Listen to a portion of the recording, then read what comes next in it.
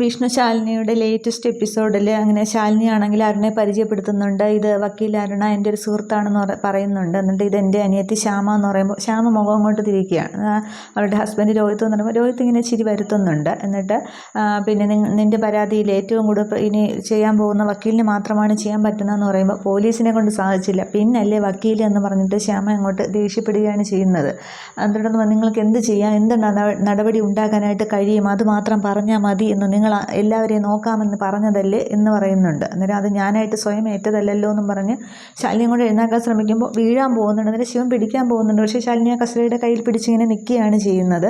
എന്നിട്ട് പറയുന്നുണ്ട്, ഞാൻ കാരണമാണോ പിന്നെ ശാലിയേച്ചിയും കാണാതായും ചോദിക്കുമ്പോൾ അതെ, കുഞ്ഞിനെയും കാണാതെ നിങ്ങൾ കാരണം തന്നെ, നിങ്ങളല്ലേ വളർത്താൻ ഏൽപ്പിച്ചത്, എന്നിട്ട് നിങ്ങൾ നേരെ നോക്കിയില്ല, എല്ലാവരെയും നിങ്ങൾ അകറ്റുകയാണ് ചെയ്യുന്നത്, ഇപ്പോൾ സത്യാമ്മയും അകറ്റി എന്നിങ്ങനെ പറയുന്നുണ്ട്. ശ്യാമയെന്ന് ഇങ്ങനെ വിളിക്കുന്നുണ്ട്. അന്നേരം വെച്ച കൂട്ടണ്ടെന്നൊക്കെ ശ്യാമ പറയുകയാണ്. തുടർന്ന് അച്ഛൻ്റെ കാര്യത്തിലെങ്കിലും നിങ്ങൾ ശ്രദ്ധിക്കണം, അച്ഛൻ്റെ കാര്യം പോലും നിങ്ങൾ നോക്കുന്നില്ല ഇങ്ങനെ പറയുമ്പോൾ അച്ഛൻ എന്നെയല്ലേ ഉപേക്ഷിച്ചത്, ഞാൻ അച്ഛനെ അല്ലല്ലോ ആ വീട്ടിൽ കയറി പോരുതെന്ന് പറഞ്ഞത്, അച്ഛൻ എന്നോടല്ലേ നിൻ്റെ മുന്നിൽ വെച്ചല്ലേ പറഞ്ഞത്, എന്നിട്ട് നീ ഇതൊക്കെ മറന്നുപോയോ എന്ന് ചോദിക്കുമ്പോൾ അതെന്ന് പറഞ്ഞ് ശ്യാമ അങ്ങോട്ട് തപ്പുകയാണ്.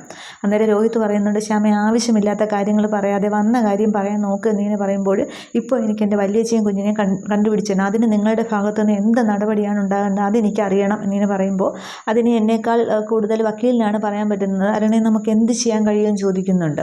അന്നേരമാണെങ്കിൽ നമുക്ക് കാണാതായ നിങ്ങളുടെ ചേച്ചിയും കുഞ്ഞിനെയും കാണാതായി എന്ന് പറഞ്ഞിട്ട് നമുക്ക് ഹൈക്കോടതിയിൽ ഒരു ഹേബിയസ് കോർപ്പസ് ഫയൽ ചെയ്യാം. അപ്പോൾ പോലീസിൻ്റെ ഭാഗത്തു നിന്ന് അന്വേഷണം കാര്യമായിട്ട് നടക്കുന്നില്ല എന്ന് പറഞ്ഞ് പരാതി കൊടുത്തതും എല്ലാം കൂടി വെച്ച് നേരിട്ട് ഈ കാണാതായ കുട്ടിയുടെയും ചേച്ചിയും ഡീറ്റെയിൽസ് എല്ലാം അടക്കം കോടതിയിൽ സമർപ്പിച്ചാൽ പിന്നെ കാര്യങ്ങൾ കോടതി നോക്കിക്കോളും. അപ്പോൾ പോലീസിന് പിന്നെ അനുസരിക്കാതിരിക്കാനായിട്ട് പറ്റില്ല, ഇതാണ് ചെയ്യാൻ പറ്റുന്നത് എന്നിങ്ങനെ പറയുന്നുണ്ട്.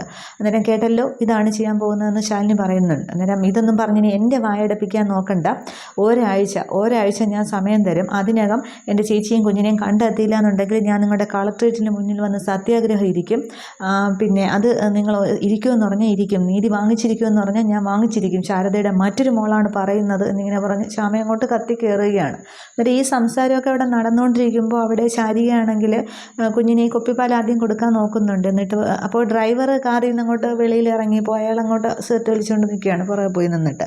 അന്നേരം ശാരിക പറയുന്നുണ്ട്, ഈ പാല് മോക്ക് വേണ്ട, ആരും കാണാതെ ശാരദാമ്മ മോളുടെ വിശപ്പടക്കാൻ കേട്ടാന്നും പറഞ്ഞ് ശാരിക തൻ്റെ പാല് പിന്നെ ഈ കുഞ്ഞിന് കൊടുക്കുകയാണ്. എന്നിട്ട് ഡ്രൈവർ കാണുന്നുണ്ടെന്നൊക്കെ നോക്കുകയൊക്കെ ചെയ്യുന്നുണ്ട്. എന്നിട്ട് അതിനുശേഷം ഇനി നമുക്ക് അമ്മയുടെ ഫ്രണ്ടിനെ കാണാമെന്നും പറഞ്ഞ് കുഞ്ഞിനെയും കൊണ്ട് ഇങ്ങനെ അകത്തേക്ക് വരുമ്പോഴാണ്, ഇനി ജനലിൽ കൂടെ നോക്കുമ്പോഴാണ് ഈ ശാലിനിയും ശാരികയും ശ്യാമയും രോഹിത്തിനും എല്ലാവരെയും കാണുമ്പോൾ ശാരിക അന്തം വിടുകയാണ്. അന്നേരം ഈശ്വര എന്നും പറഞ്ഞ് ശാരിക പെട്ടെന്ന് കുഞ്ഞിനെയും കൊണ്ടിഞ്ഞ് കാറിൻ്റെ അടുത്തേക്ക് വരുന്നുണ്ട്. അന്നേരം ശാരിക കാറിൽ നിന്ന് ഇറങ്ങുമ്പോൾ ഡ്രൈവർ വന്ന് സിഗരറ്റൊക്കെ കളഞ്ഞിട്ട് കാറിലേക്ക് വന്നിരുന്ന് ഫോണും നോക്കിയിരിക്കുകയാണ്, ഡ്രൈവർ സീറ്റിലേക്ക് വന്നിരുന്ന്. അന്നേരം ശാരിക കുഞ്ഞിനെയും കൊണ്ടിഞ്ഞ് വെളി ഇറങ്ങിയിട്ട് ആ ഡോറിൻ്റെ സൈഡിൽ വരുന്നുണ്ട്. പക്ഷേ ഡ്രൈവർ ഒന്നും ശ്രദ്ധിക്കുന്നില്ല. എന്നിട്ട് ശാരിക മനസ്സിൽ കരുതുകയാണ്, ഈശ്വര ഈ കുഞ്ഞിനെ എൻ്റെ സഹോദരിമാരുടെ അടുത്തേക്കല്ലേ കൊണ്ട് ചെല്ലേണ്ടത്, അപ്പോൾ ആ സംസാരം കഴിയുമ്പോൾ മാഡം എന്തായാലും എന്നെയും കുഞ്ഞിനെയും അകത്തേക്ക് വിളിക്കും, അപ്പോൾ ഞാൻ ഇനി എന്താ ചെയ്യുക, വേറെ വഴിയൊന്നും ഇല്ലല്ലോ എന്നും പറഞ്ഞ് ശാരിക കുഞ്ഞിനെയും കൊണ്ട് അവിടെ നിന്ന് ഇറങ്ങി നടക്കുകയാണ് ചെയ്യുന്നത്. റോഡ് എങ്ങ് നടന്ന് സ്പീഡിന് നടന്ന് കുഞ്ഞിനെയും കൊണ്ട് പോവുകയാണ് ചെയ്യുന്നത്. ഡ്രൈവർ ഇത് കാണുന്നുമില്ല. അതേസമയം അവിടെ ശ്യാമ പറയുന്നുണ്ട്, സത്യാഗ്രഹം ഇരിക്കുമെന്ന് പറഞ്ഞാൽ ഞാൻ ഇരിക്കും, നീതി വാങ്ങിച്ചിരിക്കും എന്നൊക്കെ പറഞ്ഞിട്ട് വാ രോഹിത്തെ നമുക്ക് പോകാമെന്ന് പറഞ്ഞുകൊണ്ട് ശ്യാമ അങ്ങ് ഇറങ്ങി പോവുകയാണ് ചെയ്യുന്നത്. പിന്നാലെ രോഹിത്തും ചെല്ലുന്നുണ്ട്. എന്നിട്ട് ആ കാറിൻ്റെ അടുത്ത് നിന്നിട്ട് രോഹിത്തിനോട് പറയുന്നത്, അതേ കണ്ട് തൃപ്തിയായില്ലല്ലോ, ഇനി ഞാൻ ഓരോന്ന് പറഞ്ഞു എന്നെ കുത്തിക്കയറാനായിട്ട് വരല് എന്ന് പറഞ്ഞിട്ട് രോഹിത്തിനെ വിളിച്ചുകൊണ്ട് അവരും അവിടെ നിന്ന് ഇറങ്ങി പോവുകയാണ് ചെയ്യുന്നത്. അതേസമയം അകത്ത് ശാലിനിയാണെങ്കിൽ ആകെ വിഷമിക്കുന്നുണ്ട്, കണ്ണൊക്കെ ഇങ്ങനെ നിറഞ്ഞൊഴുകുകയാണ്. എന്നിട്ട് ഞാൻ പിന്നെ ആരാ, ഞാൻ ശാരദയുടെ മകളല്ലേ എന്നും പറഞ്ഞ് ശാലിനി അങ്ങ് കരയുകയാണ്. അന്നേരം താൻ വിഷമിക്കാതിരിക്കുക, ഒരാഴ്ചയ്ക്കുള്ളിൽ നമുക്ക് എന്തെങ്കിലുമൊക്കെ ചെയ്യാനായിട്ട് സാധിക്കും, താൻ കണ്ണ് തുടക്കി എന്ന് പറയുന്നുണ്ട്. അന്നേരം ശിവനൊന്നും മിണ്ടാതെ സംസാരം എല്ലാം കേട്ടെടുത്ത് തന്നെ ഇരിക്കുന്നുണ്ട്. എന്നിട്ട് പറയുകയാണ്, പിന്നെ ഞാൻ തന്നെ കാണിക്കാനായിട്ട് എൻ്റെ മോളെ കൊണ്ടുവന്നിട്ടുണ്ട്, താൻ കണ്ണ് തുടച്ചെന്ന് പറയുമ്പോൾ ശാലിനി ഇങ്ങനെ ശ്രദ്ധിക്കുന്നുണ്ട്. അന്നേരം എവിടെയും ചോദിക്കുമ്പോൾ പുറത്ത് ആയുടെ കയ്യിലുണ്ട്, ഞാൻ വിളിക്കാമെന്ന് പറഞ്ഞുകൊണ്ട് അരുണയാണെങ്കിൽ പുറത്തേക്ക് ഇറങ്ങി വരികയാണ്. തുടർന്ന് അരുണയാണെങ്കിൽ ഉമ്മറത്തേക്ക് ഇറങ്ങിയിട്ട് ശാരദയെന്ന് ഇങ്ങനെ കുഞ്ഞിനെയും കൊണ്ട് കയറി വാന്ന് വിളിക്കുകയാണ്. അന്നേരം ശാലിനി പുറത്തേക്ക് ഇറങ്ങി വരുന്നുണ്ട്. ശാലിനി പേര് ശ്രദ്ധിക്കുകയാണ്. താൻ ആരെയാണ് വിളിക്കുന്നത്? അന്നേരം ആയ ഉണ്ടെന്ന് പറഞ്ഞില്ലേ, കുഞ്ഞിനെയും കൊണ്ട് കാറിലിരിപ്പുണ്ട്, അതാണ് വിളിക്കുന്നത്. അന്നേരം എന്ത് പ്രായം വരും എന്നിങ്ങനെ ചോദിക്കുകയാണ് ആയയ്ക്ക്. അന്നേരം ചെറുപ്പമാണ്, നമ്മുടെയൊക്കെ പ്രായം എന്ന് പറയുമ്പോൾ ശാലിനിക്ക് ആ ഒരു പ്രതീക്ഷ തൻ്റെ അമ്മയായിരിക്കുമെന്ന് ശാലിനി അതും പ്രതീക്ഷിക്കുന്നുണ്ട്. അന്നേരം ശാലിനിയും കസേരയിലിരിക്കുകയാണ്. അന്നേരം തൻ്റെ അമ്മയുടെയും പേര് ശാരദ എന്നാണല്ലേ, ഞാനത് ഓർത്തില്ല എന്ന് പറയുകയാണ്. അന്നേരം അമ്മ നമ്മോടൊപ്പം ഉണ്ട് എന്നുള്ള രീതിയിലാണ്, വിശ്വാസത്തിലാണ് ഞാനിപ്പോൾ ഞാനിപ്പോൾ ജീവിച്ചു പോകുന്നതെന്നും പറഞ്ഞിരിക്കുകയാണ്. തുടർന്ന് ഇവളത് കണ്ടില്ലല്ലോ എന്നും പറഞ്ഞ് ഞാൻ ഒന്ന് പോയി നോക്കട്ടെ എന്നും കുഞ്ഞിന് പാൽ കൊടുത്തിട്ട് അകത്തേക്ക് കൊണ്ടുവന്നാൽ മതി എന്നാണ് ഞാൻ പറഞ്ഞു. ഞാനൊന്ന് പോയി നോക്കട്ടെ എന്നും പറഞ്ഞ് അരുണയാണെങ്കിൽ കാറിൻ്റെ ഡോർ ഇങ്ങനെ തുറക്കുമ്പോൾ അത് കാണുന്നില്ല. അന്നേരം ഡ്രൈവർ അതിനകത്ത് ഇരിപ്പുണ്ട്. അന്നേരം ചേട്ടാ ശാരദ എവിടെയും ചോദിക്കുമ്പോൾ അകത്തേക്ക് വന്നല്ലോ എന്ന് പറയുകയാണ്. അന്നേരം അമ്മയെ അരുണയാകെ ടെൻഷൻ ആവുന്നുണ്ട്. എന്നിട്ട് ശാലിനിയോട് ചോദിക്കുന്നുണ്ട് അകത്തേക്കും വന്നില്ല. അന്നേരം ഇല്ല എന്നിങ്ങനെ പറയുകയാണ്. അന്നേരം പിന്നെ ഡ്രൈവർ പുറത്തേക്ക് ഇറങ്ങുന്നുണ്ട്. അന്നേരം ഞാൻ ഇവിടെയൊക്കെ നോക്കട്ടെ എന്നും പറഞ്ഞ് റോഡിലേക്ക് ഇറങ്ങി നോക്കി അരുണ വിളിക്കുന്നുണ്ട്. അന്നേരം ശിവനും ബഹളമൊക്കെ കേട്ടുകൊണ്ട് വെളിയിലേക്ക് വരികയാണ്. അന്നേരം എന്താണെന്ന് ചോദിക്കുമ്പോൾ ആയ കുഞ്ഞിനെയും കൊണ്ട് നിൽപ്പുണ്ടായി ഇപ്പോൾ കാണുന്നില്ല എന്ന് പറയുകയാണ്. അന്നേരം കുഞ്ഞ് കരഞ്ഞു കാണും, ചിലപ്പോൾ റോഡിലോട്ടോ അങ്ങോട്ടോ കൊണ്ടുപോയി കാണുമെന്ന് പറയുകയാണ്. തുടർന്ന് അരുണ തിരികെ വന്ന് ഡ്രൈവറോട് ശ്രദ്ധിക്കണ്ടേ ചേട്ടാ എന്ന് പറയുമ്പോൾ അകത്തോട്ട് വരുന്നത് ഞാൻ കണ്ടിരുന്നു എന്ന് ഇങ്ങനെ ഡ്രൈവർ തറപ്പിച്ച് പറയുന്നുണ്ട്. ഡ്രൈവർ അതേ കണ്ടുള്ളൂ, തിരിച്ചു പോകുന്നത് കണ്ടില്ല, ഫോണിൽ നോക്കിയിരുന്നുണ്ട്. അന്നേരം ഞാൻ ഒന്നുകൂടെ നോക്കാമെന്ന് പറഞ്ഞ് ശിവനും ശാരദയെന്ന് വിളിച്ചുകൊണ്ട് അവിടെയൊക്കെ നോക്കുന്നുണ്ട്. അരുണയും ആ വീടിൻ്റെ സൈഡിലും ഒക്കെ നോക്കുകയാണ്.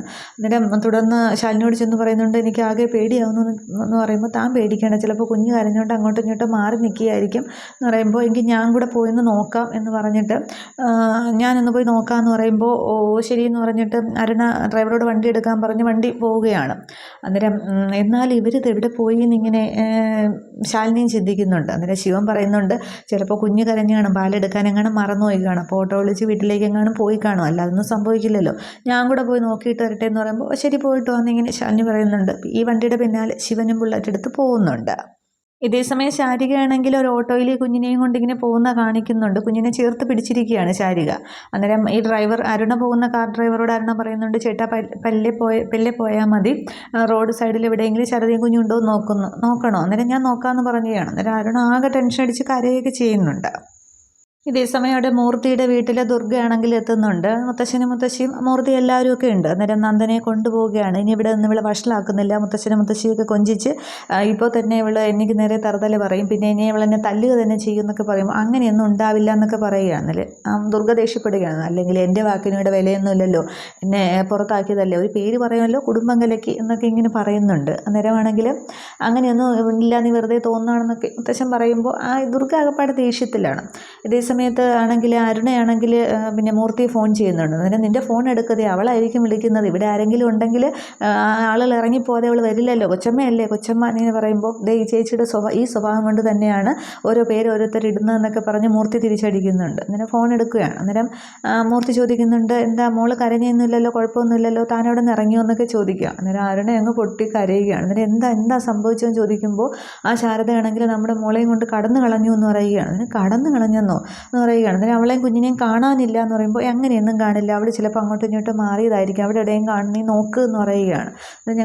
ഞാൻ എല്ലായിടത്തും നോക്കി, ഇനിയിപ്പോൾ എങ്ങും കാണാനില്ല എന്ന് പറയുമ്പോൾ അവൾ എവിടെ പോകാനാണ്, താൻ സമാധാനിക്കുക, നമുക്ക് കണ്ടെത്താം, അവൾ കുഞ്ഞിനെയും കൊണ്ടെങ്ങും പോകത്തൊന്നുമില്ല, നമുക്ക് കണ്ടുപിടിക്കാം, സമാധാനപ്പെടും എന്ന് പറഞ്ഞിട്ട് ഫോൺ വയ്ക്കുകയാണ്. അന്നേരം വാസുദേവൻ ചോദിക്കുന്നുണ്ട് എന്താ. അന്നേരം ശാരദയും മോളെയും കാണാനില്ല എന്നാന്ന് പറയുമ്പോൾ ദുർഗയ്ക്കും നന്ദനയ്ക്കും ആകപ്പാട് സന്തോഷമാവുന്നുണ്ട്.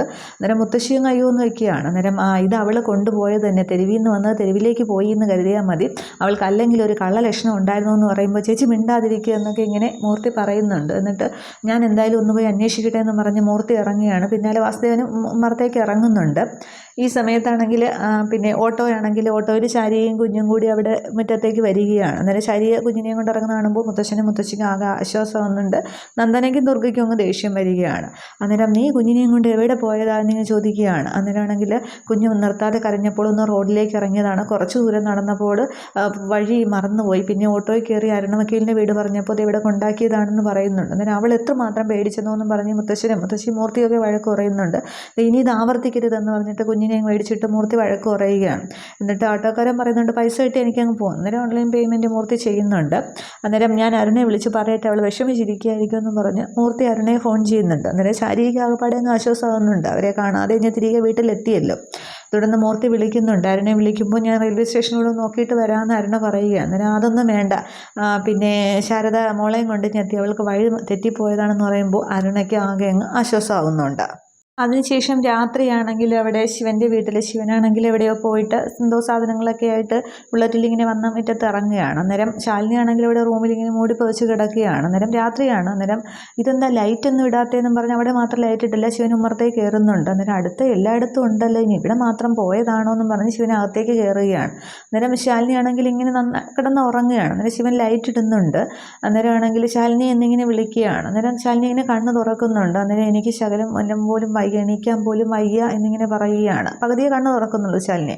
അന്നേരം ശിവനാണെങ്കിൽ പെട്ടെന്ന് നെറ്റിയിൽ ഇങ്ങനെ കൈവച്ച് നോക്കുമ്പോൾ അയ്യോ പൊള്ളുന്ന ചൂടുണ്ടല്ലോ, നമുക്ക് ഹോസ്പിറ്റലിൽ പോകാം, ഞാനൊരു വണ്ടി വിളിച്ചുകൊണ്ട് വരാമെന്ന് പറഞ്ഞ് ശിവൻ പെട്ടെന്ന് തിരിയുകയാണ്. അന്നേരം ശിവ എനിക്ക് എങ്ങും പോകണ്ട, എനിക്ക് നടക്കാൻ പോലും അനങ്ങാൻ പോലും വയ്യ, ഹോസ്പിറ്റലിലേക്ക് ഒന്നും പോകണ്ട എന്ന് പറയുമ്പോൾ അല്ലാതെ ഈ പനിയും വെച്ചുകൊണ്ട് ഇവിടെ കിടന്നാൽ എങ്ങനെയാണ്, രാത്രിയൊക്കെ കൂടിയാൽ ഒന്നും ചെയ്യാൻ പറ്റില്ല എന്ന് പറയുകയാണ്. അന്നേരം എനിക്ക് എങ്ങോട്ടത്തേക്കും പോകണ്ട, എനിക്കൊരു കപ്പ് ചൂട് കാപ്പി കിട്ടിയാൽ മതി എന്ന് പറയുമ്പോൾ എങ്കിലും ഞാൻ ഇപ്പോൾ ഇട്ടുകൊണ്ട് വരാം ഈ ചുക്ക് കാപ്പി പനിക്കൂർക്കൊക്കെ ഇട്ട് എന്ന് പറയുമ്പോൾ ശരി എന്ന് പറയുകയാണ്. തുടർന്ന് ശിവൻ കാപ്പി ഇടാനായിട്ട് അടുക്കളയിലേക്ക് പോകുന്നുണ്ട്. ശാലിനി വീണ്ടും കണ്ണടച്ചങ്ങ് കിടക്കുകയാണ്. ഇത്രയുമേ ഈ ഒരു എപ്പിസോഡിൽ കാണിക്കുന്നുള്ളൂ. അപ്പോൾ അവിടെ ഇനി രാത്രി എന്തായാലും ശാലിനി ഹോസ്പിറ്റലിലൊന്നും പോവില്ല. അവിടെ ശാലിനിക്ക് പനി കൊടുക്കുമ്പോൾ ശിവൻ കൂട്ടിരിക്കുന്നതൊക്കെ ആയിരിക്കും കാണിക്കാനായിട്ട് പോകുന്നത്. അത് എന്താണെന്നുള്ളത് നമുക്ക് കാണാം. ഓക്കെ, എല്ലാവർക്കും ഓണാശംസകൾ. Thank you.